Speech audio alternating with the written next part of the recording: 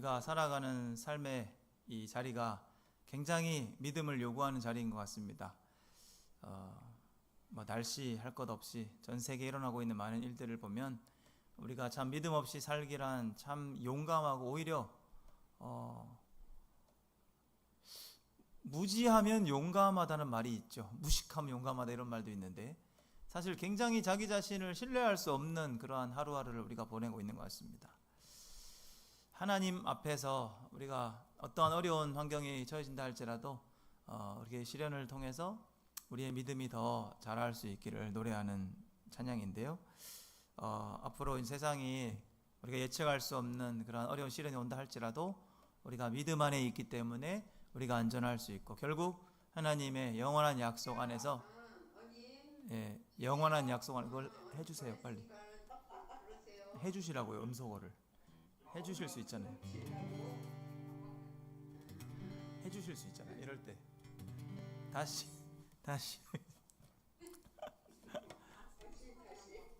예? 예.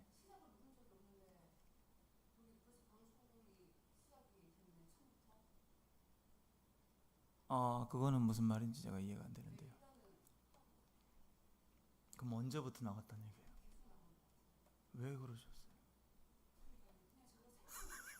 큰일 났네 그러면. 그러면 안 돼. 그게 아니라 그러면 안 되잖아요. 이게 이제 나가버리면.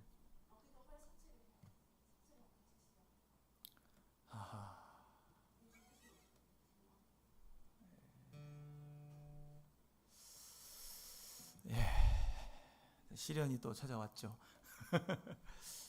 이럴 때 우리가 참 믿음으로 나아가야 되는데요. 오늘 좀 방송 사고가 또 있었네요. 언제부터 이게 우리 대화가 계속 방송에 생방송으로 나가고 있었답니다. 그래서 굉장히 조심스럽고 그렇습니다. 하여튼 어쨌든 우리가 믿음 안에서 참 하나님 앞에서 우리 삶에 일어나는 모든 이봐요. 예측할 수 없는 많은 일들이 일어나지 않습니까? 결국은 믿음 안에서 하나님께 소망을 두는 자만이 우리가 영원한 안식을 얻을 수 있는 것 같습니다. 믿음을 가진 자들 이 시간 함께 찬양했으면 좋겠고요. 어떠한 어려운 상황이 온다 할지라도 흔들리지 않는 그 믿음 가운데 우리 하나님께만 소망을 두는 우리가 되었으면 좋겠습니다. 내게 허락하신 시련을 통해 나의 믿음 더욱 강하게 자라나고 험한 산과 골짜기 지나는 동안 주께 더 가까이 나를 이끄시네. 내가 겪는 시험이 어렵고 힘겨워도 내 주님보다 크지 않네. 내 앞에 바다가 달라지지 않으면 주가 나로 바다 위 걷게 하리. 나는 믿네. 주의 능력으로 내 삶 새롭게 되리. 나는 믿네. 주의 능력으로 담대히 나가리라. 주와 함께 싸워 승리하리라. 날마다 믿음으로 나 살아가리. 다시 한번 고백하겠습니다. 내게 허락하신 시련을 통해 나의 믿음 더욱 강하게 자라나고 험한 산과 골짜기 지나는 동안 주께 더 가까이 나를 이끄시네.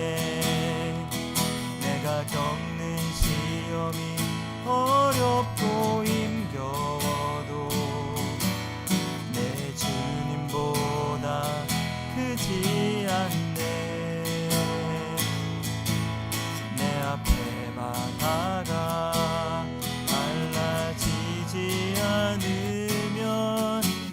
내가 나로 바다 위 걷게 하리.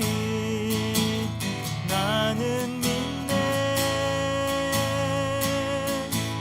주의 능력으로 내 삶 새롭게 되리. 나는 믿네. 주의 능력으로 담대히 나가리라. 주와 함께 싸워 승리하리라. 날마다 믿음으로 나 살아가리. 나는 믿네. 주의 능력으로 내 삶 새롭게 되리. 나는 믿네. 주의 능력으로 담대히 나가리라. 주와 함께 싸워 승리하리라. 날마다 믿음으로 나 살아가리. 날마다 믿음으로 나 살아가리.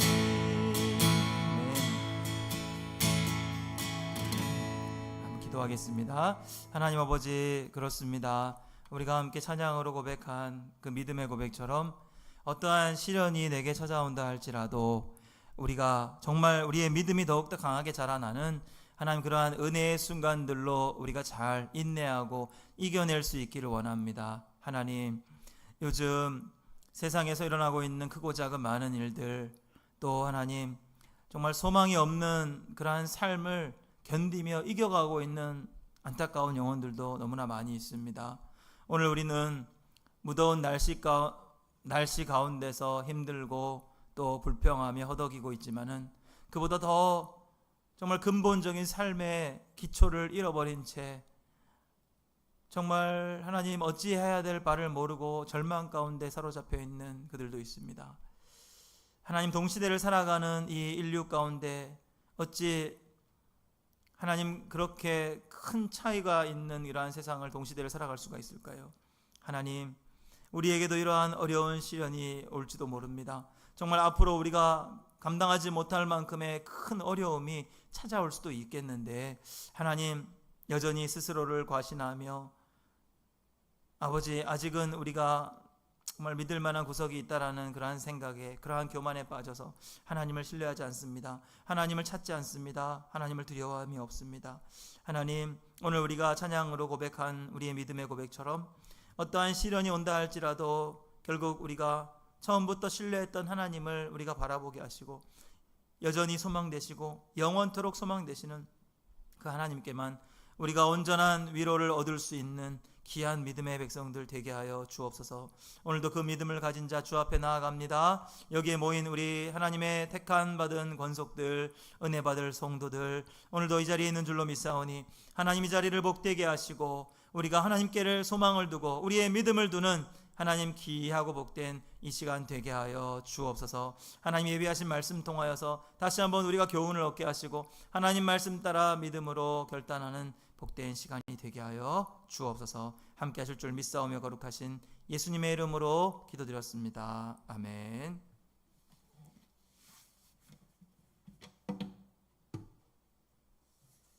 네, 오늘 함께 보실 하나님 말씀은요, 고린도전서 6장입니다. 고린도전서 6장입니다. 신약성경 268페이지에 있습니다. 268페이지.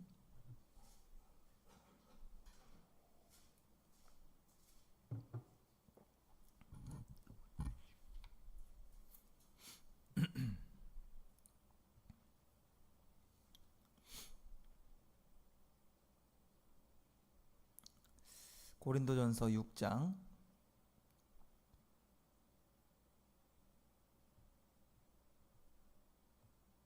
1절에서 11절까지 제가 한번 읽어드리도록 하겠습니다.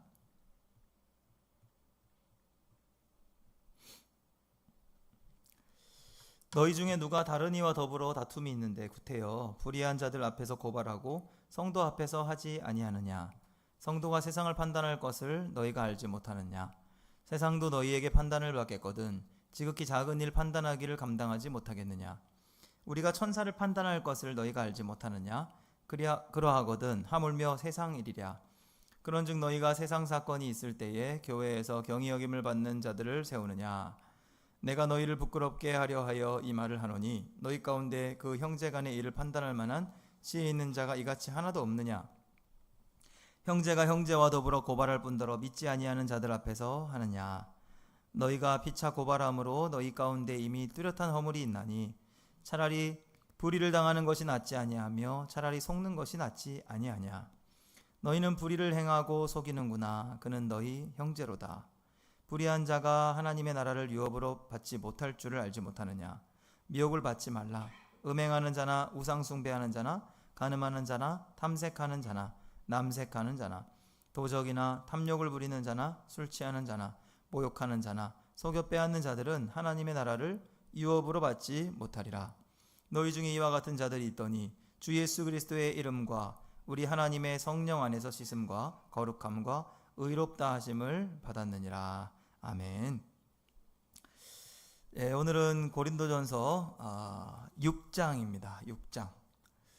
6장은 이제 세상 법정에 이제 송사하는 일에 대해서 우리에게 또 교훈을 줍니다. 6장의 그 내용의 시작을 보면 여러분, 너희 중에 누가 다른 이와 더불어 다툼이 있었을 때, 다툼. 여러분, 교회 안에 다툼이 있을 수 있죠. 예. 나와 다른 생각을 가진 사람들이 모이는 곳이 교회 아니겠습니까? 그런데 교회 안에서 다툼이 있는 그 근본적인 이유는 우리가 한번 잘 생각해 보아야 합니다. 제 화면을 크게 해주시고. 어차피 그렇게 나가고 있죠. 방송에는. 네. 우리가 교회 안에서 다툼이 일어나는 이유, 근본적인 이유에 대해서 조금 생각해 볼 필요가 있습니다. 왜 교회 안에서 다툼이 자꾸 일어나는 것일까요? 교회 안에서 다툼이 일어나는 이유가 뭘까요?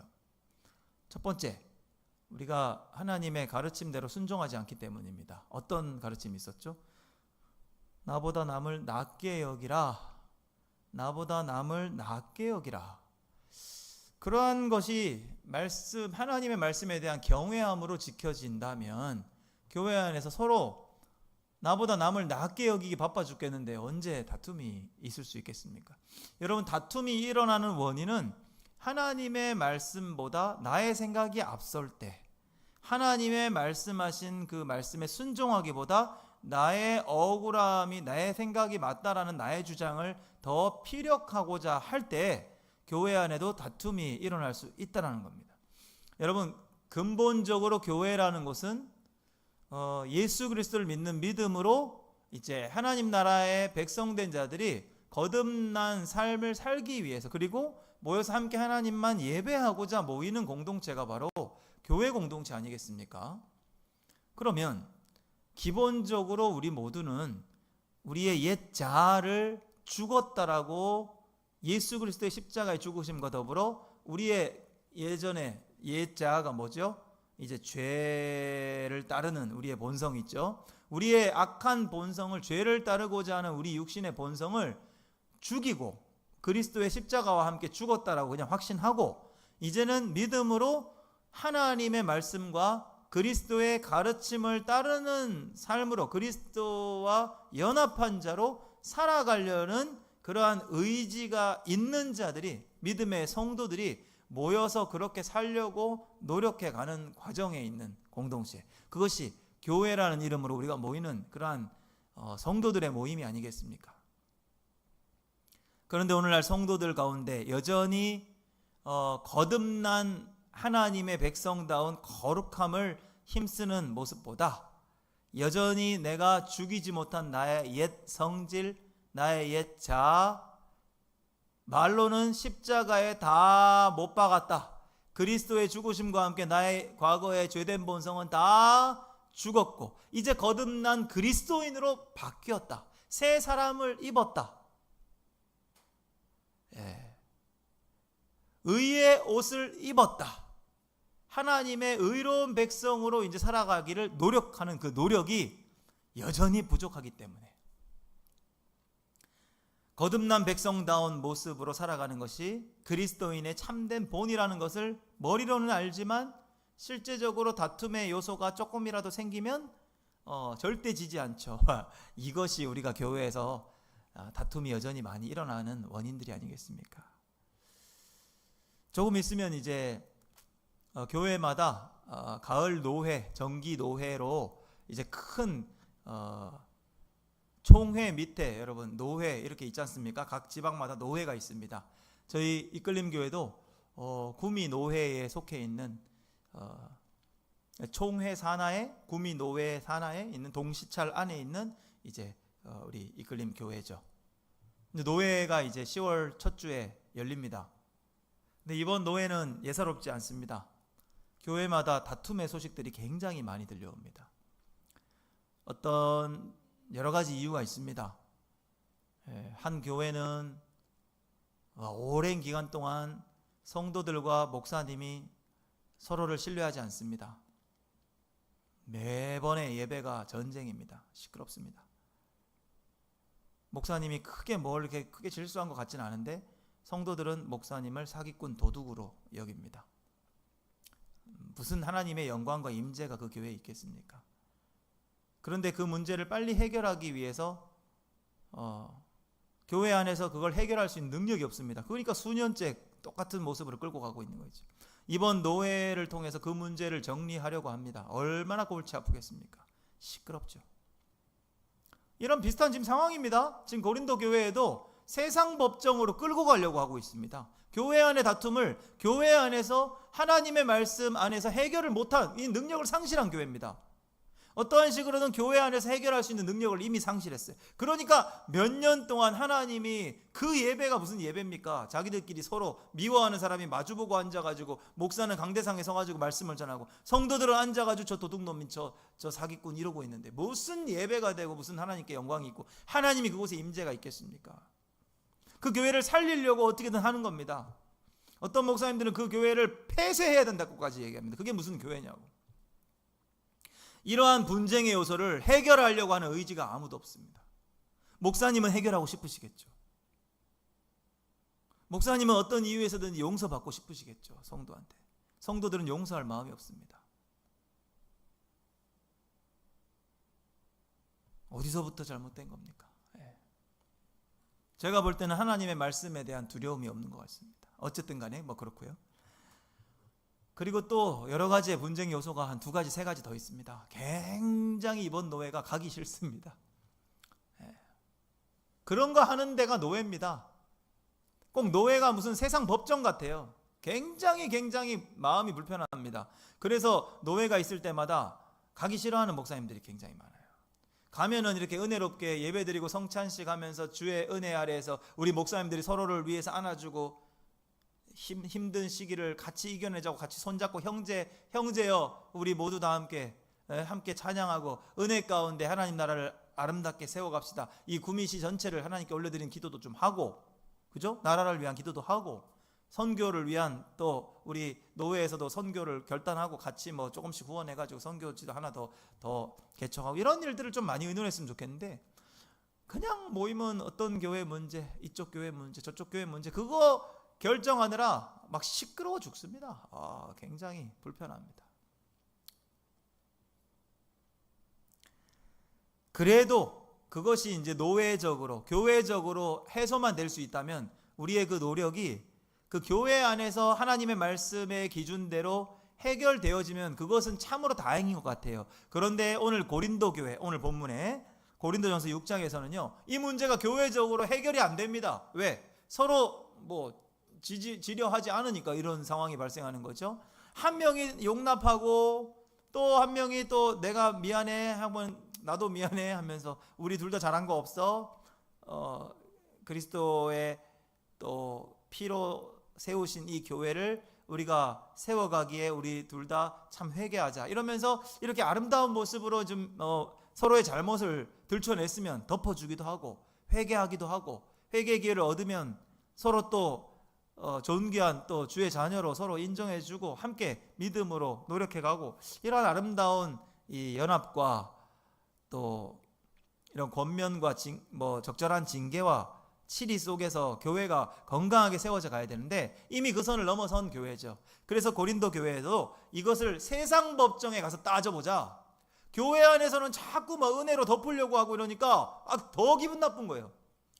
내가 뭘 잘못했냐? 끝까지 가는 거죠. 끝까지 가는 겁니다. 아니 목사님, 왜 저 여자 집사 편을 드는 거예요? 아니 목사님이 무슨 기준으로 내가 잘못했다고 하는 거예요? 내가 뭔데 내가 왜 회개해야 돼요? 이렇게 가다 보면요, 세상 법정으로 가고 싶어 합니다. 예. 뭐죠? 무슨 모독입니까 그거? 명예훼손죄. 예. 교회 안에 얼마나 명예훼손죄로 걸고 넘어지는지 모릅니다. 무슨 명예훼손을 했다고? 우리가 말씀의 권위보다 세상의 법의 권위를 더 위에 두시는 분들이 굉장히 많아요. 교회는 철저히 말씀 중심에 하나님의 말씀이 최고의 권위와 최고의 법이 되게 해야 됨에도 불구하고 세상 법보다 말씀이 더 오히려 저 밑에 있는 것처럼 행동하시는 분이 많단 말이에요. 그래가지고 이제 말씀의 어떤 그 기준을 가지고 권면을 하면 아니 요즘이 어떤 시대인데 이런 말들을 많이 합니다. 요즘이 어떤 시대인데 지금 그런 몰상식한 말씀을 하세요. 하나님 말씀하고 있는데 하나님 말씀 가지고 권면하면 요즘 시대가 어떤 시대인데요. 시대가 오히려 하나님 말씀의 권위보다 앞선 말들을 많이 하는 사람들도 봤습니다. 그래가지고 이제 그렇습니다. 교회 안에 분쟁의 요소가 굉장히 많습니다.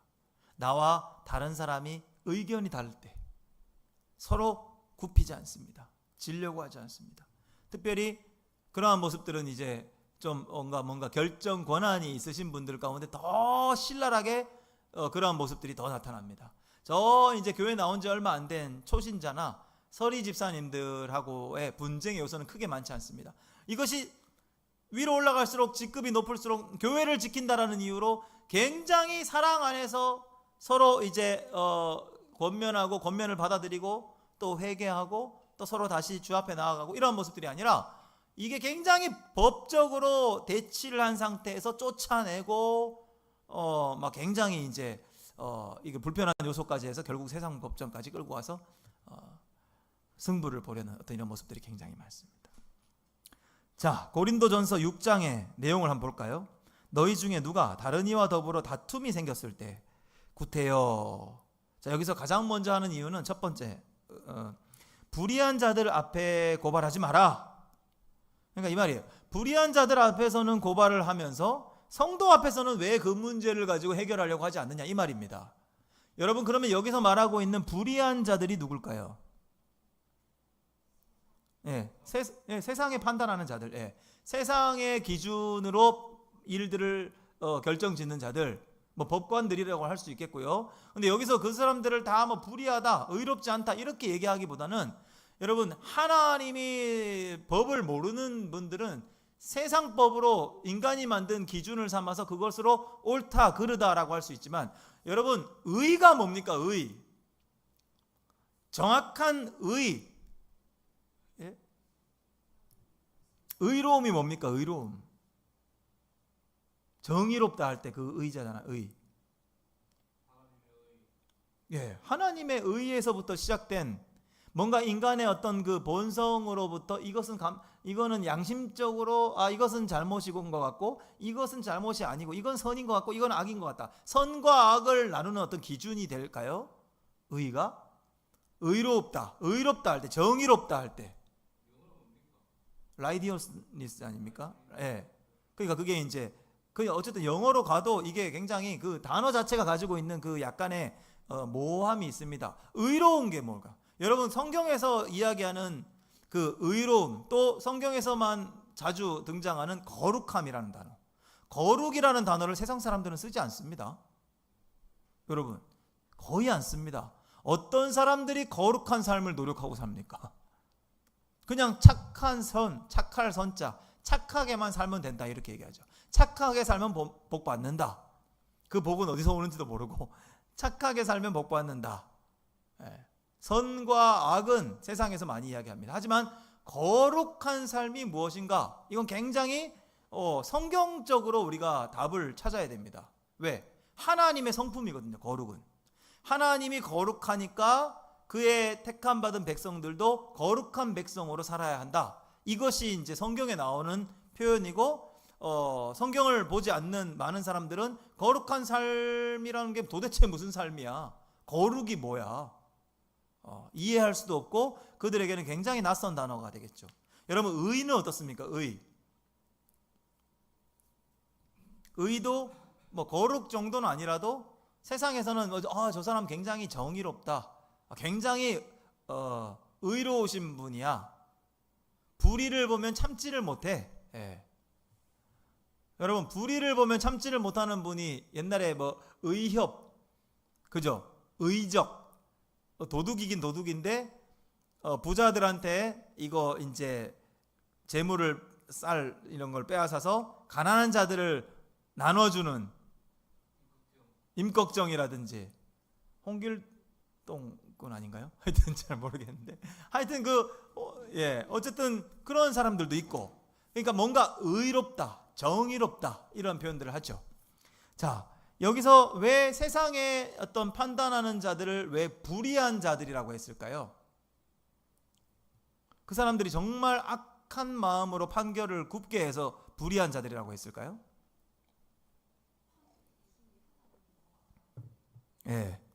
여기서는 불의한 자들이라고 한 이유가 있습니다. 여러분, 분명히 의의 기준을 하나님께만 두었을 때 말이죠.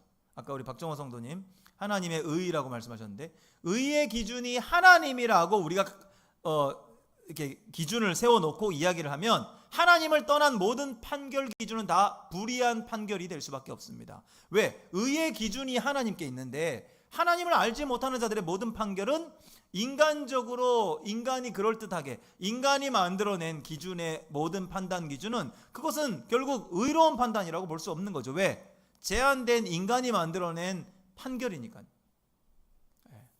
여러분, 거룩의 기준은 하나님이시고요, 의로움도 하나님의 성품이십니다. 의로우신 재판장. 여러분, 하나님을 표현할 때 의로우시다, 하나님은 의로우시기 때문에, 하나님은 공의로우시기 때문에, 이런 표현을 많이 여러분 성경에서 보셨죠. 의라는 것은 굉장히 중요한 하나님의 성품 중에 하나입니다. 태초에 하나님이 천지를 만드시고 사람을 만드시고 사람에게 생기를 불어넣으셨어요. 여러분, 이 생기가 뭘까요? 호흡은 동물에게도 있죠. 그러니까 우리 폐에 불어넣는 어떤 호흡이라고 한다면 이것은 동물도 그 기능을 가지고 있습니다. 그런데 사람에게만 생기를 불어넣으셨다 그랬어요.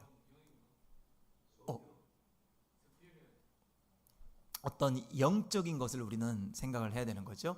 그것을 우리는 다른 말로 하나님의 성품, 하나님을 닮은 존재로 만드셨다 했어요. 사람을 말이죠. 동물들을 만들면서 하나님을 닮은 하나님의 형상대로, 우리가 우리의 형상대로 만들자 했을 때 하나님이 우리처럼 막 눈썹 막 이렇게 막 헤어가 이렇게 있으시고 막, 하나님은 영이신데요. 하나님은 영이시라 했죠. 영이시니 예배하는 자가 영과 진리로 예배할지니. 하나님은 영이신 그분이 예수님이 우리와 같은 모양을 하신 이유는 하나님이 사람의 몸으로 태어나셨기 때문에 우리와 같은 형상을 하신 거지, 하나님이 형상대로, 우리의 형상대로 사람을 만들자 하셨을 때 그 형상이 뭘까요? 오늘날 이 껍데기가 하나님이 이렇게 생기셨겠지? 라고 생각하실 필요 없습니다. 하나님은 영이신 분이에요. 빛이라고 그랬습니다.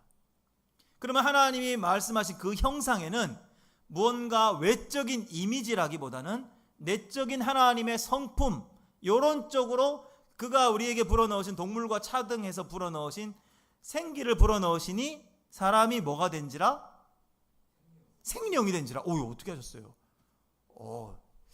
전에 한번 얘기한 걸 기억을 하고 계시는 것 같아요. 생기를 불어넣으셨을 때 사람이 생령이 된지라 라고 성경에 기록되어 있습니다. 생령이 되었다. 영적인 존재, 그 영으로서 하나님의 형상을 닮은 존재라 이겁니다. 그 안에 포함되어 있습니다.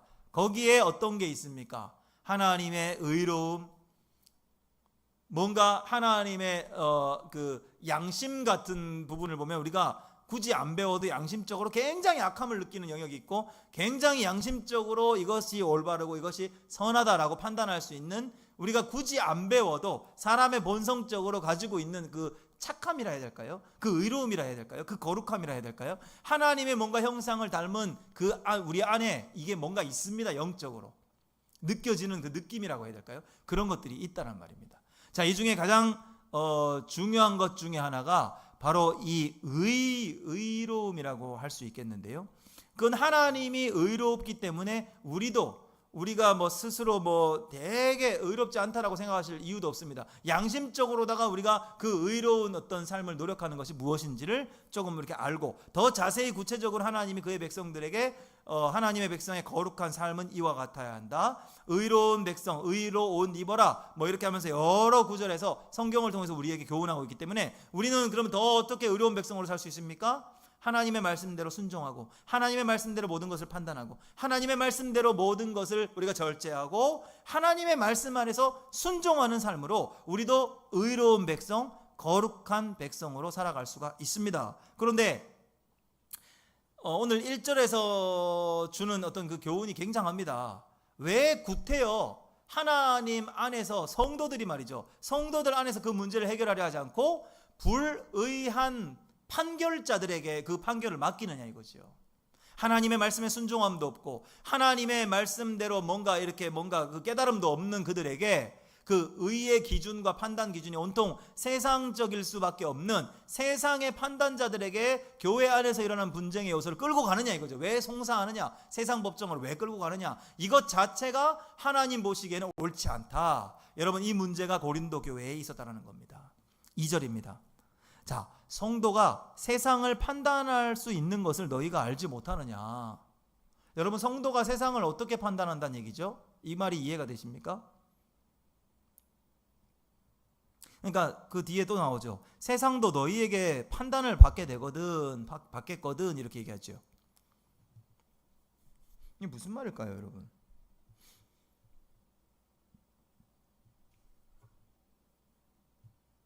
우리가 언제 세상을 판단하죠?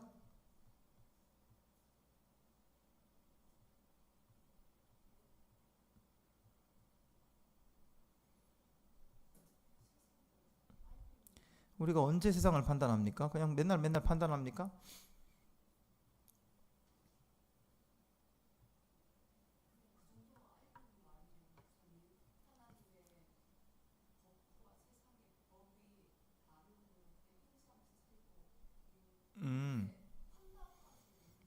예.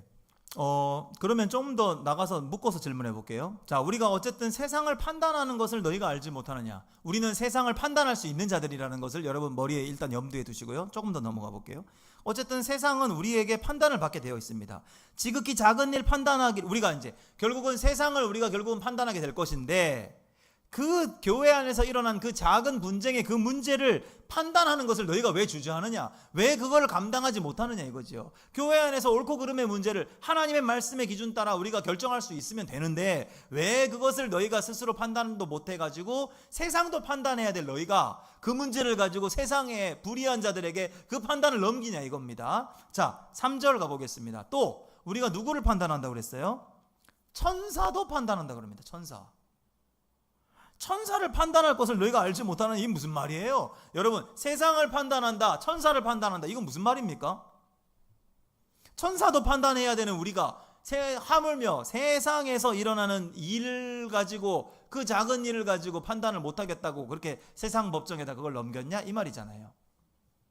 무슨 말입니까? 천사를 어떻게 판단한답니까?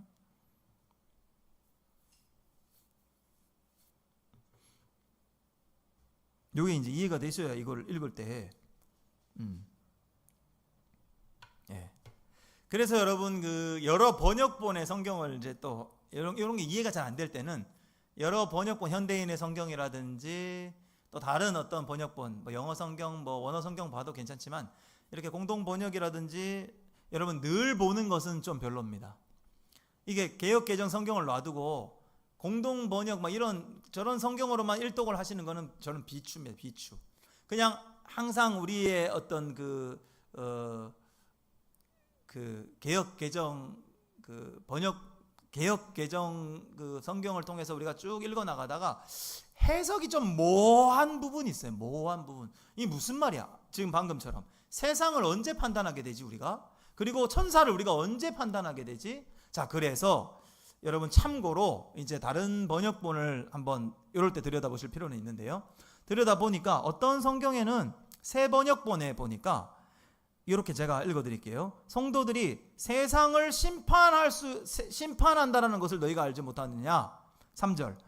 우리가 천사들도 심판하리라는 것을 왜 알지 못하느냐? 여러분, 우리가 세상을 우리가 심판합니까?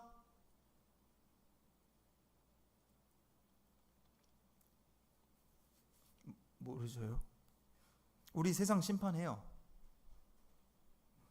우리가 세상을 심판하는데 주님이 심판하실 때 함께 이렇게 와서 성도들이 주님이 심판하시는 모습을 같이 이렇게 보면서 성경에 그게 나와 있는데 우리가 마지막 때의 심판 날에 주와 함께 이 땅에 이렇게 주님이 이제 세상을 심판하실 그때에 우리가 이제 뭐 이는 천국이다 저건 지옥이다 우리가 뭐 결정하지는 않겠지만 우리가 옳고 그름의 문제를 우리가 주와 함께 이렇게 우리의 잠자던 영들이 깨어서 잠자던 영은 아니겠죠. 주와 함께 우리의 이제 육신을 결합하는 그 순간에 마지막 그 심판 날에 성도들이 함께 그 자리에 함께 있다라 했어요. 심판하는 그 자리에 함께 있다라는 그 표현을 세상이 이렇게 주 앞에 이제 심판받게 될 그날에 함께 이제 심판한다라는 어떤 모습으로 이렇게 표현된 것입니다. 그때 그러면 천사는 우리가 또 어떻게 심판하겠습니까? 여기에 천사는 하나님 그 종으로서 지금도 여전히 이렇게 수행하고 있는 그런 천사들을 이야기하는 게 아니라 자신의 어떤 정욕에 의해서 이제 세상으로 쫓겨남을 당하고 어쨌든 그 불의한 천사들을 이야기하는 것이죠. 불의한 천사, 하나님으로부터 자신의 어떤 그 쫓겨남을 당한 그 천사들 있죠. 그러한 천사들, 영적인 존재들 있지 않습니까? 영적인 존재들도 성도로서 우리가 그들의 옳고 그름을 판단할 수 있다라는 겁니다. 우리가 하나님의 형상으로 지음을 받은 우리가 영적으로 이것이 정말 어둠의 세력인지 이게 의로운 세력인지 이게 우리가 판단할 수 있는 기준이 우리 안에 있다라는 겁니다. 그러니까 옳고 그름의 문제를 우리가 판단할 수 있는데 하물며 이 작은 분쟁의 요소, 교회 안에서 일어난 이 다툼의 요소를 우리가 왜 세상으로 끌고 가느냐 이 이야기를 하기 위해서 바울이 오늘 이렇게 여러 가지 비유로 이렇게 설명하는 겁니다. 자, 여러분 어쨌든 성도는 마지막 심판날에 주와 함께 이 세상의 옳고 그름의 문제를 함께 판단하는 그 자리에 앉아 있는 겁니다. 결정은 주께서 하시지만 말이죠. 그리고 그때 천사도 마찬가지죠. 쫓겨남을 당한 천사들은 영적 어둠의 권세들이 이제 영원한 형벌을 받는 그 자리에서 우리가 동일하게 또 그들 또한 판단할 수 있는 그 자리에 우리가 있게 된다는 것입니다.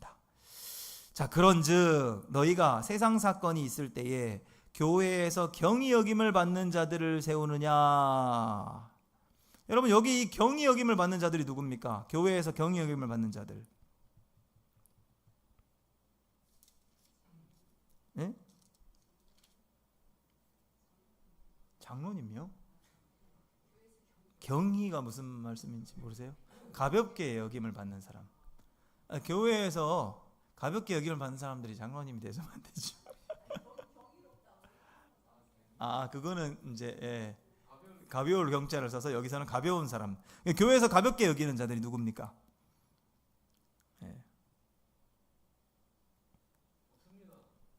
없어야 맞죠. 그런데 여기서는 이제 왜 너희가 그런 사람을 세웠냐라고 이제 지적을 하고 있잖아요. 이 고린도 교회에서는 이렇게 가볍게 여기는 자를 왜 세웠느냐라고 이렇게 이제 이야기를 하는 거죠. 자, 그럼 이런 부분도 여러분 조금 애매하니까 또 다른 번역본을 한번 제가 읽어드리겠습니다. 자, 그런데 이런 사건이 생길 때 여러분 어찌하여 교회가 멸시하는 자들을 재판관으로 앉히는 겁니까? 결국은 이제 불의한 자들이라고 이제 했을 때 여기서는 또 경히 여기는 자들이라고 이제 또 동일하게 표현을 한 겁니다. 교회에서 여기서는 또 멸시하는 자들이라고 합니다. 가볍게 여기는 자들. 그러니까 세상적인 기준으로 판단하는 그들 말이죠. 하나님의 성도, 형제, 자매를 판단하는 어떤 그 중요한 자리에서 왜 교회 문제를 갖다가 그걸 가볍게 여기는 자들 있죠. 우리 교회를 갖다가 굉장히 가볍게 여기고 우습게 여기는 그들 아닙니까? 우리도 오히려 그 우리 안에 있는 문제를 은혜 아래에서 하나님의 말씀 사랑 안에서 이걸 해결해야 되는데 그거를 교회에서 우리가 교회는 또 그들을 또 가볍게 여기지 않습니까? 자, 경히 여김을 받는 자들을 왜 교회의 문제를 세웠느냐? 같은 표현입니다. 불의한 자들 앞에, 또 여기서는 경히 여김을 받는 자들 앞에 이렇게 세웠다라고 이야기하는 겁니다. 자, 그래서 5절, 내가 너희를 부끄럽게 하려 하여 이 말을 하노니 너희 가운데 그 형제 간의 일을 판단할 만한 지혜 있는 자가 이같이 하나도 없느냐. 여러분, 여기 5절에 나오는 사도 바울의 이 말은요, 굉장히 일침을 가하는 말이에요. 너희들 이러한 형제 간에 일어난 이 사소한 분쟁을 해결할 수 있을 만한 지혜 있는 자가 하나도 없느냐? 이렇게 물어보는 겁니다. 왜 이렇게 물어봤냐면 그 고린도 교회, 여러분 고린도전서 1장 2장에서 우리가 그 고린도 교회 사람들이 무언가를 굉장히 자랑했던 것을 떠올려야 돼요. 그들이 뭘 자랑했죠? 누구에 속했는가? 그걸 왜 자랑했죠? 우리 스승님이 더 어떻다? 더 똑똑하고 잘났다 이겁니다. 아볼로가 최고다. 베드로가 최고다. 아니다. 바울이 최고다. 아니다. 베드로가 최고다. 예수님밖에 뭐 더 있나 하면서 서로 싸웠잖아요. 그것은 뭘 자랑한 겁니까? 지혜를 자랑한 겁니다. 지혜를. 그 사람의 스펙과 그 사람의 어떤 출신, 그리고 그 사람이 얼마나 뭐 영적인 능력, 뭐 이런 것들을 가지고 겉으로 드러나는 것들을 사람을 내세워 가지고 오히려 우상시한 거죠. 그러니까 자신들이 굉장히 그 사람들에게 속하였다라는 것을 자랑했던 것은 그 사람에게 배웠기 때문에 내 말이 더 권위 있고 내 말이 더 옳다. 지혜를 자랑하는 겁니다. 굉장히 지혜를 자랑했던 그 고린도 교회의 성도들의 모습이 있었어요, 분명히. 그러니까 너희가 그토록 이 말을 다시 이제 5절을 다시 읽어보면 이런 느낌입니다. 너희가 그렇게 지혜를 자랑할 때는 언제고 교회 안에서 형제 간에 일어난 이 작은 문제 하나를 해결함에 있어서 이 문제를 옳다 그르다라고 판단하고 해결할 수 있는 능력을 가진 지혜 있는 자가 이같이 하나도 없느냐 이 말입니다. 여러분 조금 이해되시죠? 그래서 형제가 형제와 더불어 고발을 하고 있을 뿐더러 믿지 아니하는 자들 앞에서 하느냐? 여러분 오늘 이 세 가지 표현, 첫 번째 불의한 자들 앞에 송사했다. 두 번째 교회에서 경히 여기는 자들에게 그 문제를 맡겼다. 세 번째 여긴 뭡니까? 믿지 아니하는 자들 앞에서 고발을 했다 이거죠. 여러분 계속해서 이제 세상 법정까지 끌고 갔던 그 행위에 대해서 계속 반복해서 이렇게 왜 너희 안에서 스스로 해결 못했느냐? 너희 안에 그걸 판단할 만한 지혜 있는 자가 없느냐? 천사도 심판해야 되고 결국은 세상을 심판하게 될 우리가 결국 그 문제를 믿음 없는 자들에게 맡겨서 무슨 좋은 소리를 들으려고 그 문제를 끌고 세상 법정으로 갔느냐? 이 얘기죠. 여러분 상황은 지금 어떻게 흘러가는지 대충 아시겠죠 이제? 자, 그래서 7절입니다. 너희가 피차 고발함으로 너희 가운데 이미 뚜렷한 허물이 있다. 그러니까 이제 서로 윈윈할 수 없는 거예요. 세상 법정으로 교회의 문제를 끌고 가는 순간 이미 그들은 승자가 없는 겁니다. 다 세상에서 부끄러움을 당하게 되고 세상 속에서 이와 같이 이제 허물이 있게 된다는 겁니다. 그러니까 결국은 끌고 가는 순간 이긴 자가 없다라는 거예요. 결국 둘 다 그냥 자기 부끄러운 그런 행위가 허물로 드러난다라는 겁니다. 그럴 바에는 차라리 불의를 당하는 것이 낫지 아니하며 차라리 그냥 속고 마는 것이 낫지 아니하냐 이거죠.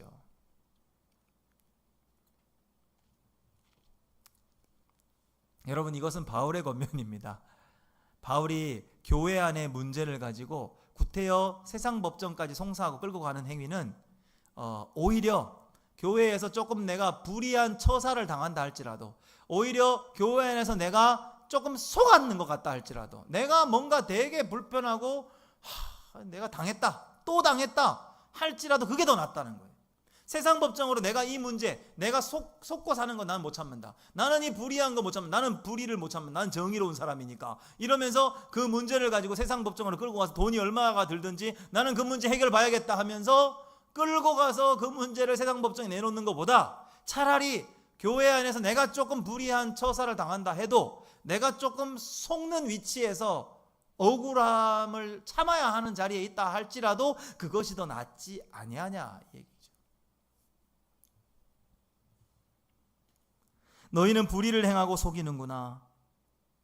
여러분, 결론은 8절의 그 뒷부분의 그 말입니다. 어쨌거나 너희 형제 아니냐 이겁니다.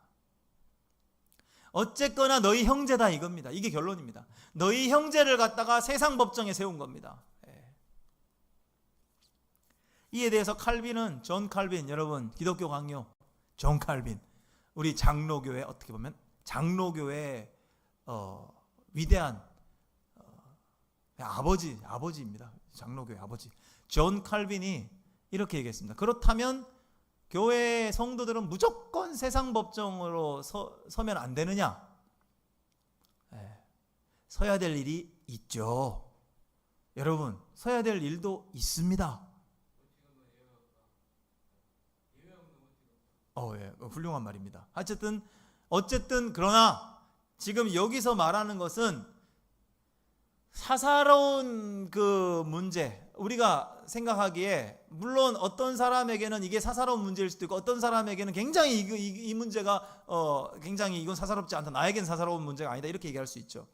그러면 여러분 이걸 어떻게 적용해야 되냐면 이것은 굉장히 우리의 태도를 묻고 있는 겁니다.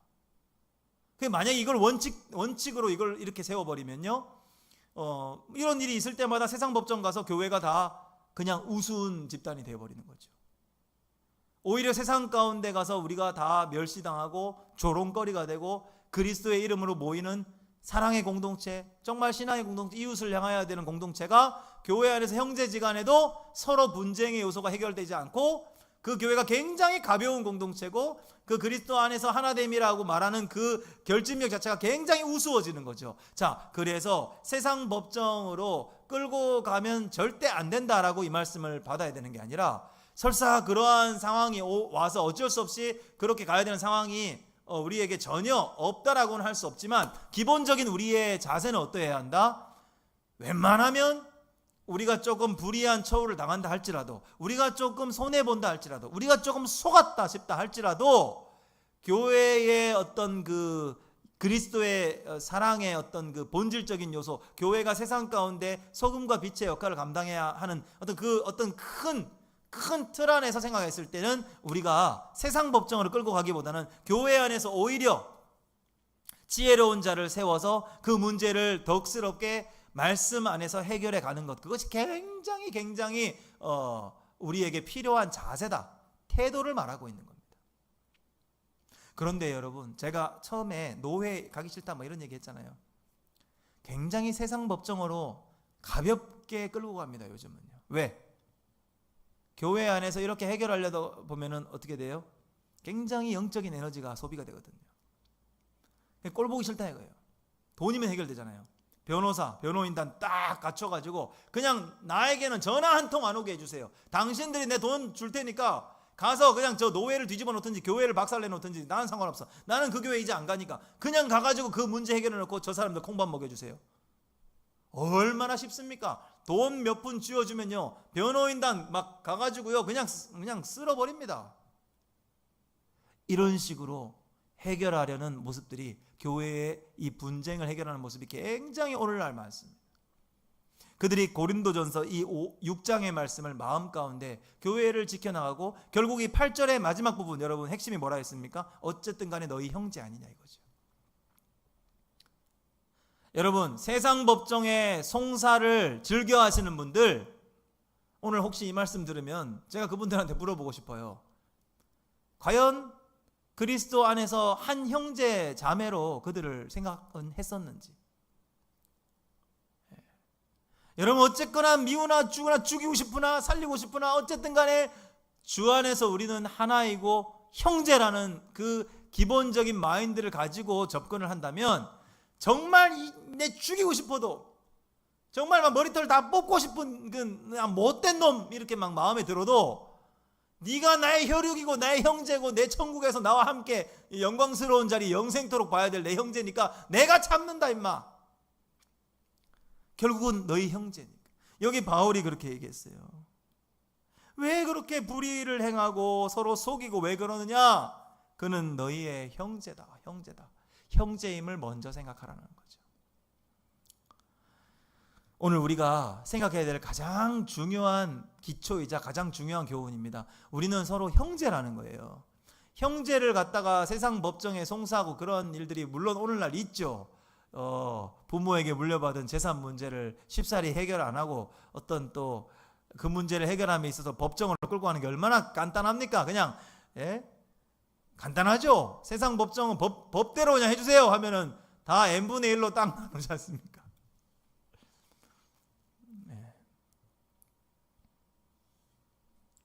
우리가 조금 편하고자 이렇게 쉽게 세상 법정으로 끌고 가는 모습들이 교회에 굉장히 많습니다.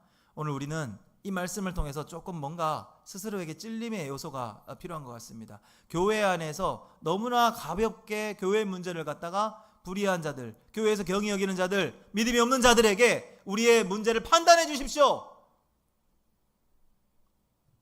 그들은 하나님의 의와 세상적인 인간이 만들어낸 그 의의 기준을 굉장히 혼동하고 잘못 배우신 분들이 또 그렇게 행동하는 것 같습니다. 근데요, 한편으로는 여러분 조금 이해가 됩니다. 왜? 하나님의 뜻은 다 70번씩 7번 용서해 주라 그러고 원수도 사랑하라 그러고 오리를 가자 하면 십리를 가주라 그러고 왼뺨을 때리면 오른뺨을 대주라 그러고 여러분 사실 그렇지 않습니까?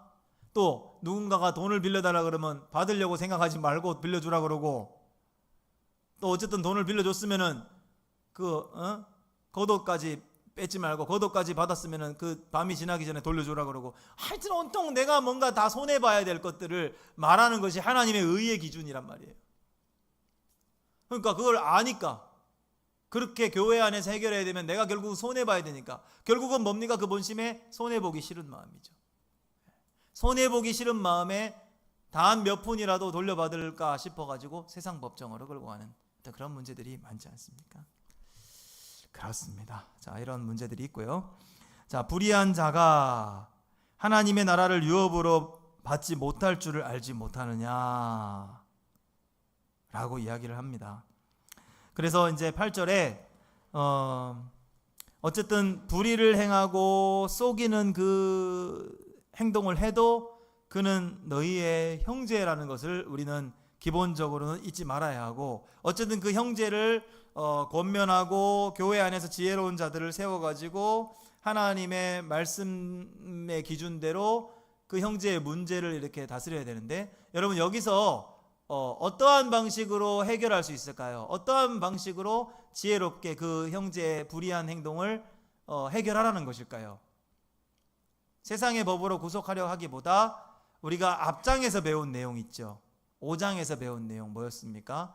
이렇게 권징하고 치리하는 과정을 통해서 회개의 기회를 얻게 하고 여러분 그러니까 교회에서 출교한다 할지라도 결국은 여기 중요한 말씀 우리 5장에서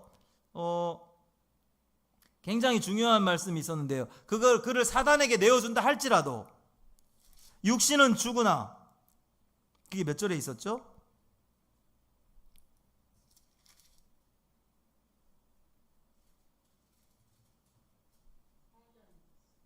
4장에서 했었나요? 몇 절에 했었나요?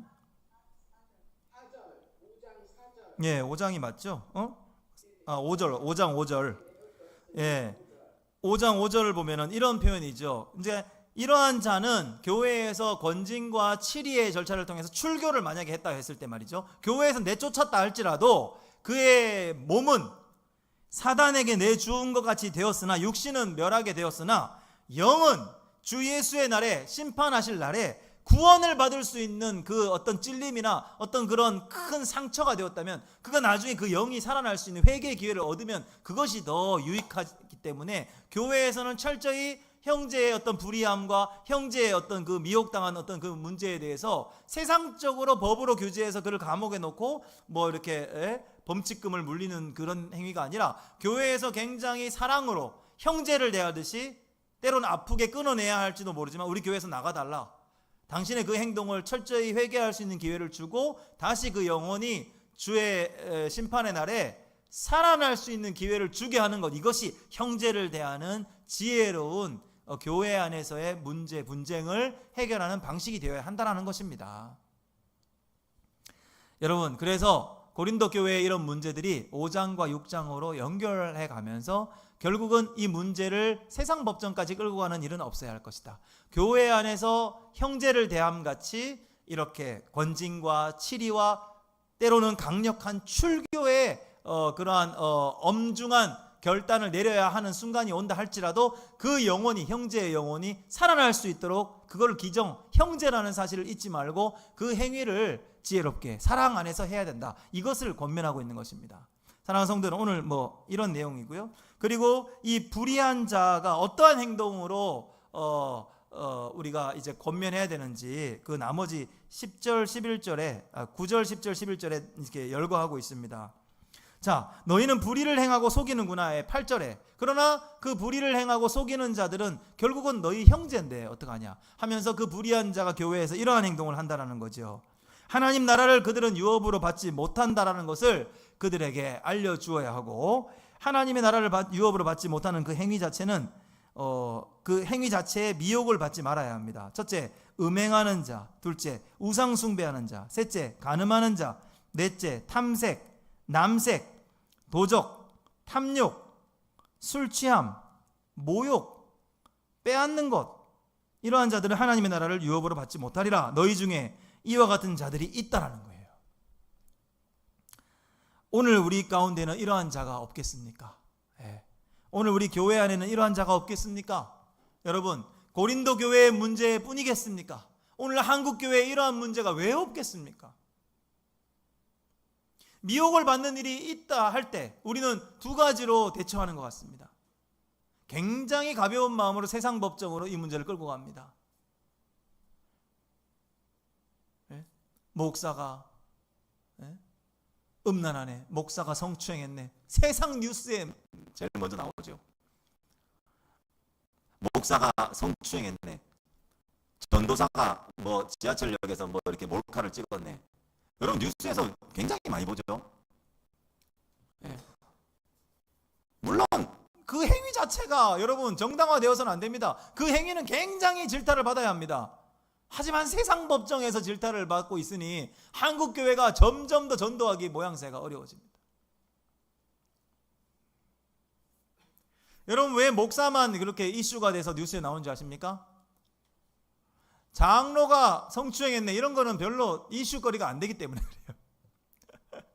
목사 정도가 해줘야, 목사가 해줘야 신문의 일면에도 좀 나고, 또 기왕이면 큰 교회 목사가 해줘야 교회 까기 좋은 거예요. 이게 사단이 얼마나 사단이 막 즐겨하는 이슈거리 아닙니까? 대한민국 누가 이름만 들면 다 알만한 교회 목사가 성추행했네, 음란물에 빠져있네. 물론 여러분, 교회에서 치리와 권징의 능력을 상실했기 때문에 그러한 일들이 비일비재하게 일어나는 것이 아니겠습니까?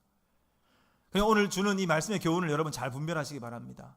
어쨌든 그들이 회개의 기회를 얻을 수만 있다면 그들은 결국은 우리의 형제입니다. 천국에서 우리가 함께 서로 주 앞에서 영원토록 함께해야 할 형제라는 기정사실은 여러분 잊지 마시고, 그들을 어떻게 해요? 세상에 그냥 버려도 세상 믿음 없는 자들에게 판결을 요구하는 그런 일들도 굉장히 가볍게 여기지 말고, 교회 안에서 여러분 그 권징과 오히려 치리의 능력을 회복하는 교회가 필요할 것입니다. 그래서 교회 안에서 그 영혼을 살리고자 하는 형제를 대함같이 과감하게 교회 그리스도의 품에서 끊어낸다 할지라도, 그 영혼은 육신은 사단에게 내어준다 할지라도 그 영이 주 예수의 날에 다시금 살아날 수 있는 기회를 그 기도하는 마음으로 그를 치리하는 겁니다. 면직을 시키는 겁니다.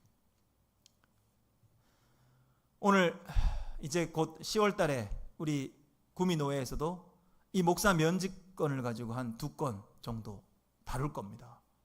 굉장히 쉽지 않습니다. 여러분, 목사 한 명 쫓아내는 게 굉장히 어려운 일입니다. 그러나 오늘 목사님들이 다 기도하고 있었어요. 기도하고 있습니다. 목사님이 교회를 사유화하려고 합니다. 교회 한 300평 되는데 땅값이 막 어마어마하게 올랐거든. 그럼 뭐 한 3, 40억 뻥튀기 돼가지고 처음에 살 때는 뭐 어떻게 했는지 모르겠지만 어쨌든 막 교회가 부자가 됐거든요. 근데 목사님이 이제 은퇴할 시기가 되니까 사유화하고 싶은 생각이 들겠죠. 인간적으로. 성도도 다 나가버리고 몇 명 안 남았는데 그 남은 성도 이렇게 싹 다른 교회로 잘 은혜롭게 보내버리면 그 땅 팔면은 평생 남은 여생 먹고 살겠죠. 예, 이런 일들이 굉장히 많습니다. 또 세상 법정으로 이거를 해결해야 되는 말들이 많습니다. 그래서 우리는 목사 면직에 대해서 검토를 하고 있고요. 결국은 이 문제는 결국은 또 노예를 시끄럽게 만들고요. 노예가 밤 늦게까지 진행될 겁니다. 그리고 그 모습이 본의 안 되고 꼴 보기 싫은 목사들은요, 그냥 적당히 하고 그냥 일찍 그냥 다 집에 가버립니다.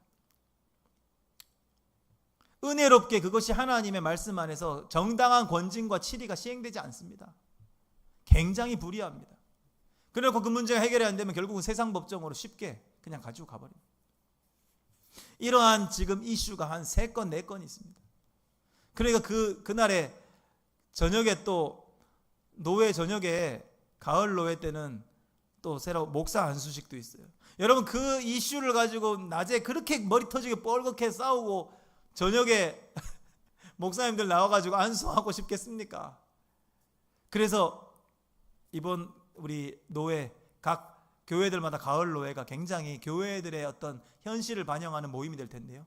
오늘날 굉장히 어려움 가운데 교회가 진짜 믿음 안에서 말씀 중심으로 교회가 건강하게 형제를 좀 살릴 수 있으면 살리고자 하는 방향으로 우리가 교회가 참 지혜롭게 믿음 없는 자들에게 그 모든 문제를 자꾸 맡겨가지고 쉽게 해결할 수 있지만 그렇게 세상적인 방식이 아니라 오늘 이 고린도전서 6장에 주시는 교훈대로 세상에 더 이상 조롱거리가 되지 말자는 거예요.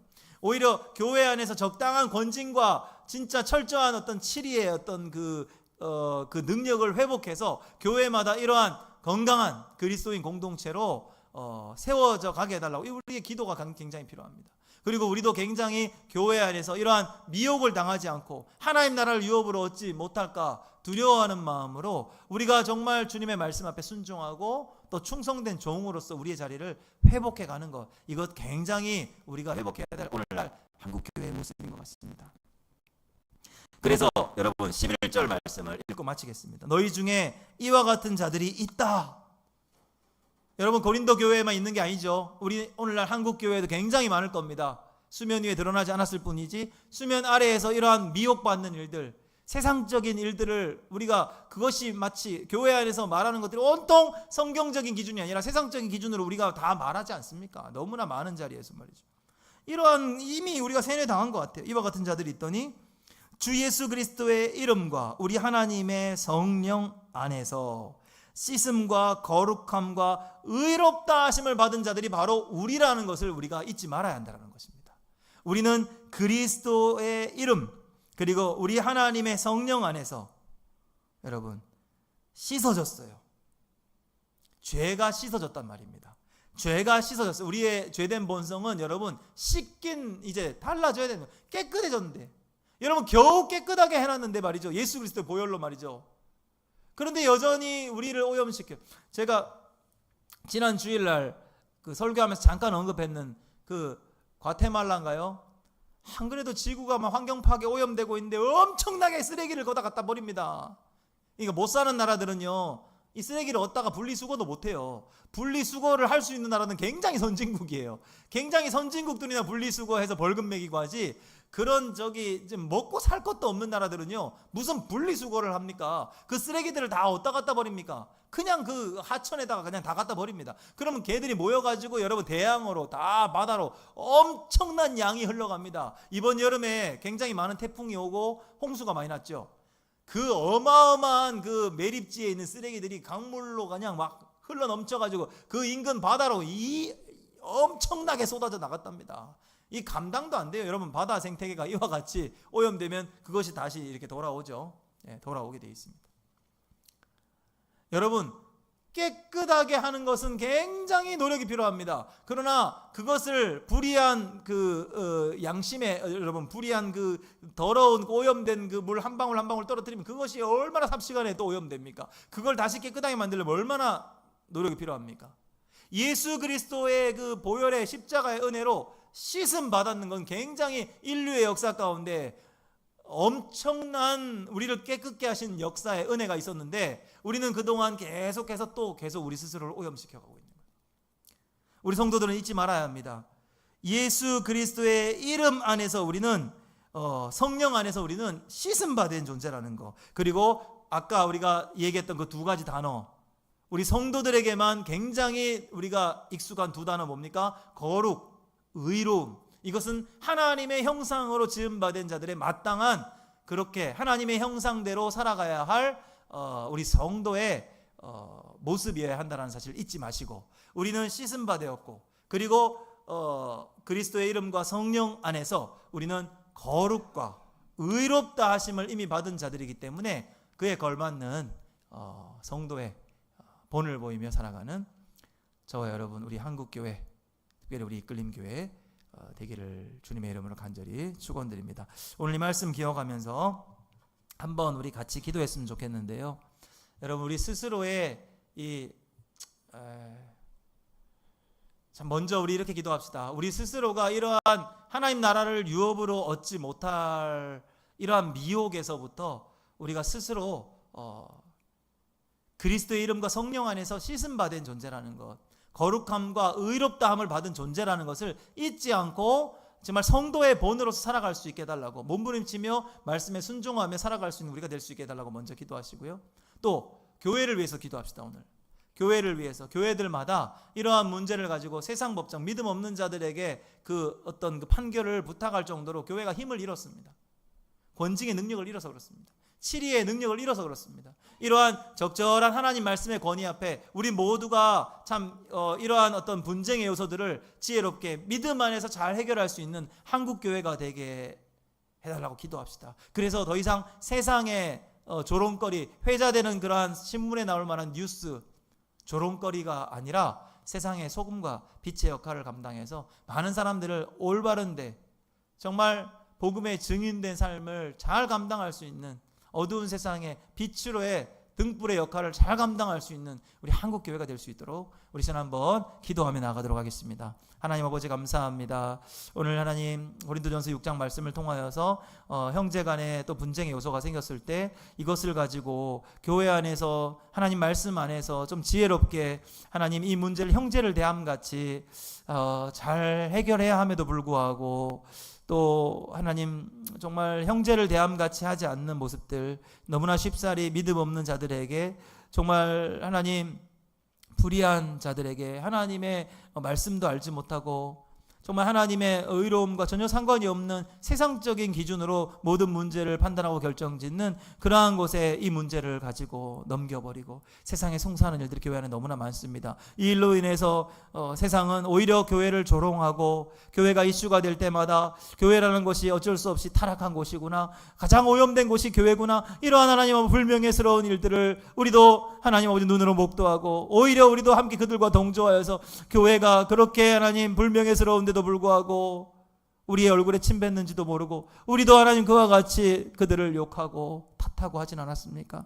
하나님, 교회가 정당한 권징과 치리의 능력을 상실했기 때문에 그렇습니다. 하나님, 한국교회가 회복되어지기를 원합니다. 교회 안에서 하나님 형제를 대함같이 모든 문제를 지혜롭게 하나님 말씀의 권위 앞에 순종하며 모든 일들을 기도로 결정할 수 있는 그러한 아름다운 하나님 모습들이 교회 건강하게 세워져가는 교회의 모습이 되게 하시고, 우리 개개인의 스스로가 먼저 하나님 나라를 유업으로 얻지 못할까 두려워함으로 경각심을 가지고 세상에 하나님 이러한 미혹되는 일들에서 우리 자신의 영혼을 지켜나가기를 노력하면서 하나님 이러한 문제에서 미혹당한 형제를 대할 때에 그 형제를 하나님 적절한 권징과 치리를 통하여서 하나님 그 몸은 아버지 사단에게 내어주는 것처럼 아픔을 느낄지언정 예수의 날에, 정말 심판날에 다시금 그 영이 살아날 수 있는 기회를 얻을 수만 있다면 회개의 기회를 얻을 수 있는 우리 모두가 되게 하여 주옵소서. 우리 사랑하는 성도들, 우리 한국교회를 지켜주시고 특별히 우리 이끌림교회를 지켜주시어서 하나님 이와 같이 모든 불의한 세상 속에서 하나님 세상의 하나님 빛과 소금으로 아버지여 어두운 세상의 등불의 역할을 감당하며 많은 사람들을 아버지 그리스도의 십자가의 그 은혜의 그 길로 아버지 주 예수 그리스도의 이름으로 정말 거룩함과 의로운 백성으로 아버지 정말 회복되며 되어지기를 원하는 수많은 사람들이 이곳 가운데 아버지 하나님께로 나올 수 있는 그러한 일들을 잘 감당하고 이끌어줄 수 있는 그러한 교회로 세워 주옵소서. 함께 하실 줄 믿사오며 거룩하신 예수님의 이름으로 기도드렸습니다. 아멘. 하나님 감사합니다. 오늘 고린도전서 6장 말씀을 통하여서 형제들 간의 문제를 가지고 세상 법정에 송사하는 일에 대해서 하나님 우리에게 권면하신 하나님 말씀을 다시 한번 생각하게 하시니 감사합니다. 하나님, 세상적인 방법으로 해결하는 것이 가장 깔끔하고 가장 쉬운 방법인 것 저희도 잘 알고 있습니다. 돈으로 해결하면 꼴 보기 싫은 사람 안 봐도 되고 듣기 싫은 소리 안 들어도 되고 하나님 정말 내 마음에 나를 속상하게 하고 나를 속인 자들, 나에게 불의한 일을 행한 자들 세상에서 심판당했으면 좋겠고 그들이 내 눈앞에서 사라져버렸으면 좋겠고 이러한 마음을 품은 적도 많습니다.